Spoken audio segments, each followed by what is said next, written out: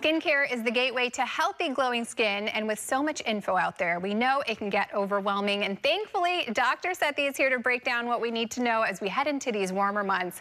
Dr. Sethi, thanks for joining us here at Live in the Bay. Thank you, Jessica.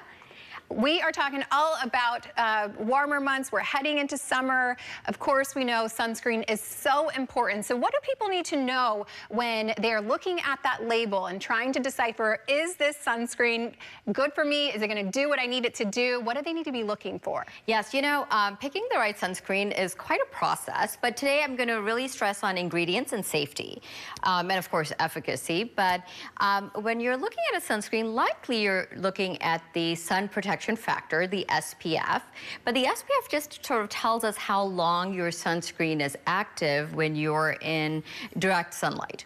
However, it doesn't tell us about the potency of that protection, and again, there are so many ingredients used in sunscreen.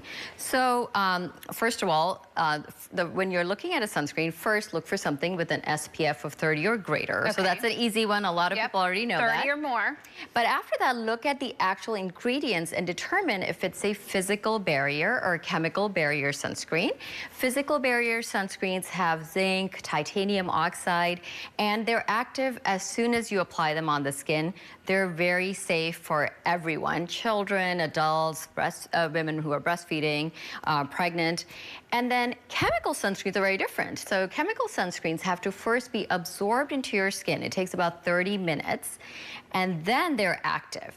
Okay. But they also have some questionable ingredients, and the FDA actually has categorized those ingredients under a category of, I would say, questionable, clinical evidence, which means that they're absorbed so well into our bloodstream that they're found in breast milk at very high thresholds. Okay. And next I just wanted to tell you what some of those ingredients are called. Yeah.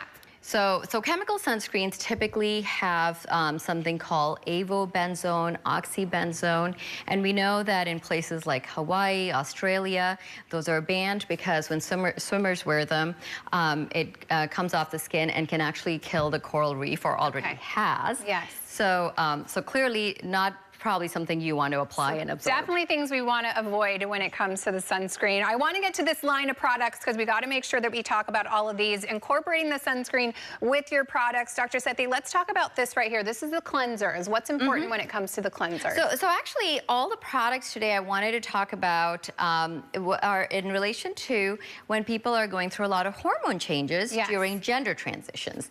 And there are so many things going on with skin and facial or body hair, and I think there's a lot of confusion about it. So this is sort of, I wanted to kind of talk about what can you be doing to support your skin while you're going through a gender transition. Okay, and all the hormones. So we have about 4 things right here. I want to make sure that we get to all of them. Yes. So first, what do we need to know with the cleansers? So with cleansers, when people are having a lot of hormonal fluctuation, they can fluctuate from having very dry skin, having very oily skin.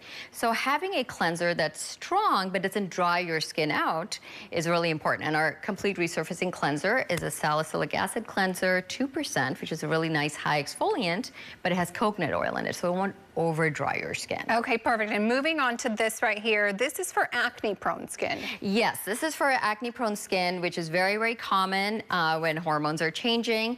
And this is a full kit because when you're fighting acne, you actually need a whole system. Just a very good cleanser or a very good serum is not going to do it. It's a full system. And when your hormones are changing and you're going through hormone therapy, acne is probably a problem that people are really dealing with. Absolutely. So this is really important. Yes. Excellent. And then what do we move on to here? So this is our kind of exfoliation trio, and exfoliation can be very, very tricky. And you need exfoliation on your face, whether you have dry skin or oily skin, and sometimes you need it on body too. A lot of people get ingrown hair and they need exfoliants for that. So this exfoliant trio kind of addresses all of the types of exfoliation, mechanical and chemical, that you need, but everything is also hydrating, so it doesn't break your skin barrier. And hydration, I know, is going to be really important as well when you are using these cleansers with the salicylic acid and using acne products. You're going to want to be moisturized, right?